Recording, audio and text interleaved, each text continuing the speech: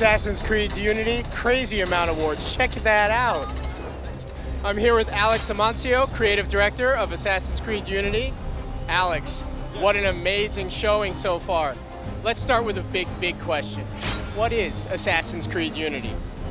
Unity is the first full next-gen Assassin's Creed. So this game was designed from the ground up to be completely next-gen only. What is new that is only next-gen in this Assassin's Creed? A lot of things. First of all, we have a 4-player shared experience. This happens seamlessly in the world. You can go from any sort of single-player type mission to cooperative mission seamlessly in the same map. We have the biggest city we've ever created. It's a 1-to-1 scale for the first time. Many people don't know this, but Assassin's games are actually not to scale. They're about a third scale. Now, full scale, which means that the game looks just monumental. You can go seamlessly in and out of buildings. There's undergrounds. We have about from 1,500 to 5,000 NPCs on screen that you can see in the demo that we showed yesterday. The stuff that's unique and exclusive that we could only have done in next gen just goes on and on and on. You've revamped parkour, so you're now going up and down. Talk to me a little bit about that. So all of the 3 pillars were revamped. Parkour is no different, navigation. So what we did is we wanted to give more freedom to players. We wanted players to go whenever they wanted to go, how they wanted to go. So what we did is we added more control.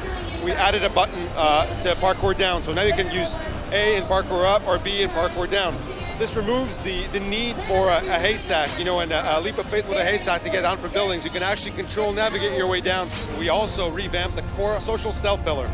We added a stealth button. This is something that fans have been asking for a lot of years. Yeah. So when you're in stealth mode, you can actually move silently. You're harder to detect. You can kill silently, and also you can go from cover to cover seamlessly. So why wouldn't I be in stealth mode the whole time? The idea is that if you're in high profile, you're fast, you're agile. When you're in stealth mode, you're slower, but you see more and you're not hurt as much. Right. So it really depends what you want to do. If you want to just go from point A to point B in this huge sprawling city, then high profile is your thing, right? You leap, you parkour. If you want precision, then you go into stealth mode. So people will constantly be switching back and forth, finding the best way to move through the city. Exactly. The other thing that you've also revamped, combat. Combat is actually made up of 2 components. The first part of combat is how you manage between enemies. You sort of destabilize these enemies so that you can keep in control of the fight. But once you engage the enemy, then it's another part of combat. It's more strategic. It's more of like a rock, paper, scissors type thing where you attack, block, dodge, parry.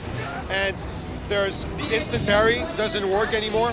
You really have to fight for it. You really have to work for it. And depending on the type of enemy you're facing, sometimes parry doesn't work at all. So learning about those enemies and reacting with that combat system that's very simple in principle, but complex in its interaction is going to be key.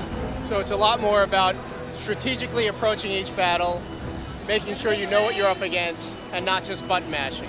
Exactly. Sounds great. Can't wait to play it. When is it coming out? October 28th. Next gen only? Next gen only. So Xbox One, PS4, and PC. Great. Thanks so much, Alex. Looking forward to it.